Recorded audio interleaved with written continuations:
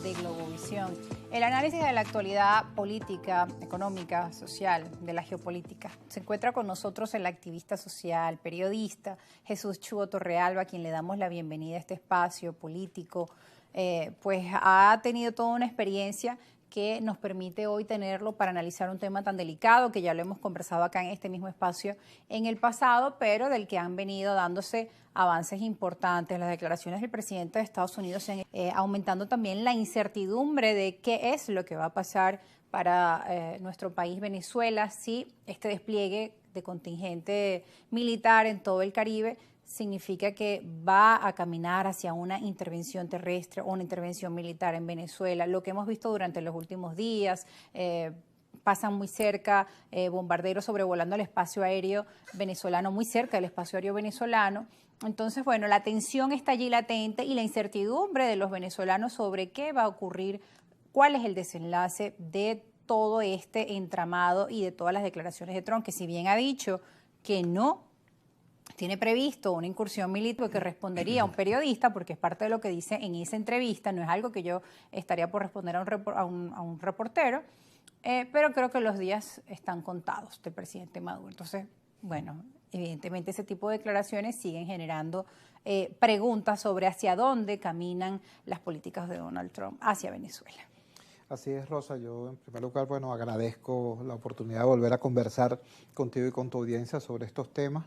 Gracias. Hace unas semanas, el 24 de septiembre exactamente, conversamos acá sobre esto y decíamos, hay una amenaza, esa amenaza es real y ante esa amenaza tenemos el hecho de que el país presenta dos vulnerabilidades muy graves.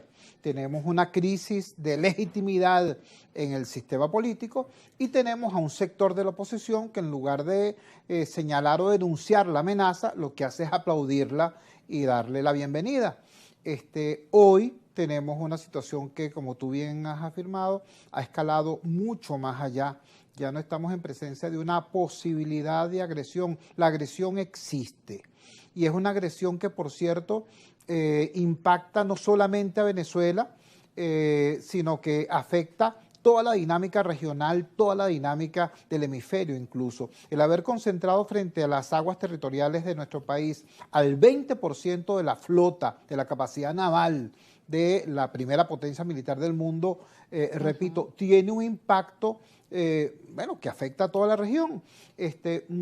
Creo que para referirnos al último episodio, o al más reciente en todo caso, cuando el Wall Street Journal y el Miami Herald dicen tenemos acceso a documentos que demuestran que el gobierno de Trump decidió la incursión territorial en Venezuela. Que después ellos negaron. Después el señor Trump y el mismo señor Rubio, etcétera, el mismo señor Grener incluso, lo descartaron, dijeron, no, no es así. Y luego recogieron nuevamente velas y dicen, bueno, no lo voy a decir. Si la hay o si no lo hay, no lo voy a decir porque no es serio conversarlo con un periodista. Yo lo que creo allí es que tenemos que distinguir tres conceptos que son distintos. Invasión, agresión, ataque.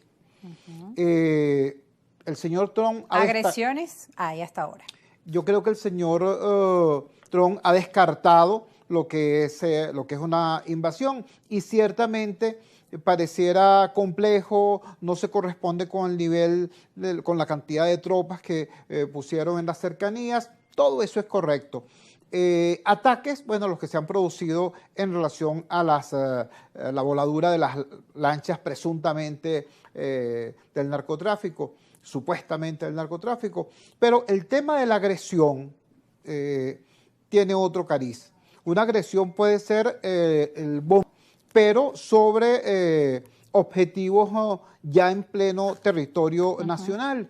Entendamos lo siguiente, nosotros, para ser de manera clara, muy humildes además, somos un país extremadamente frágil. O sea, a este país le cae un palo de agua torrencial y entra en crisis. Gracias a Dios y la Virgen, Venezuela está fuera de la ruta de los huracanes. Pero repito, una lluvia prolongada nos coloca en tremenda crisis. Imagínate tú si no fuera agua, si no fuera agua, sino misiles. Es decir, la vulnerabilidad del país es extrema. Por eso no entiendo, rechazo la manera frívola como los actores fundamentales de la escena política están manejando esta circunstancia. Digo frívola porque yo veo a los señores del gobierno nacional con unas posturas jaquetonas, con unas posturas belicistas, ¿no? Cuando lo que tendrían que estar haciendo es haciendo política hacia adentro, uniendo al país frente a la amenaza externa y haciendo política internacional, concitando alianzas. No hacen ni lo uno ni lo otro. Hacia el interior del país lo que hacen es seguir dividiendo a los venezolanos, seguir persiguiendo, seguir reprimiendo, seguir acosando. Hacia afuera, bueno, no han modificado el cuadro que tenemos, que es de profundo aislamiento. Y el otro sector importante, relevante, es el sector opositor que lidera la señora Machado, ya no solamente aplauden la posibilidad de la agresión, sino que se atreven incluso a decir que un gran porcentaje del país apoya las políticas del señor Trump. No ni siquiera un detalle de esa política, sino las políticas del señor Trump. Yo me permito dudarlo. Yo me permito dudar que las familias de los 252 venezolanos que fueron enviados de manera artera al campo de concentración del Salvador, el SECOT, estén felices apoyando las políticas de Trump. Venezolanos, migrantes legales en Estados Unidos que han sido acosados, criminalizados, perseguidos y que tienen familiares acá, por cierto, multiplica 650.000 por 3, por 4, por 5, estén felices con las políticas de Trump.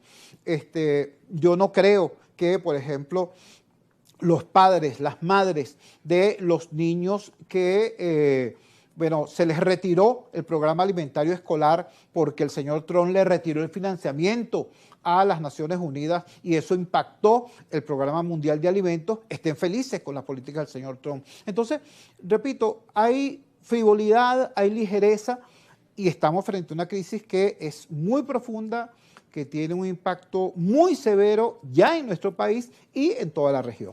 Hablaba usted de la necesidad de hacer política en nuestro país a estos sectores que han llamado a una intervención o a una solución por la vía de la intermediación de Estados Unidos, como un país externo que intervenga acá a resolver la situación política en nuestro país.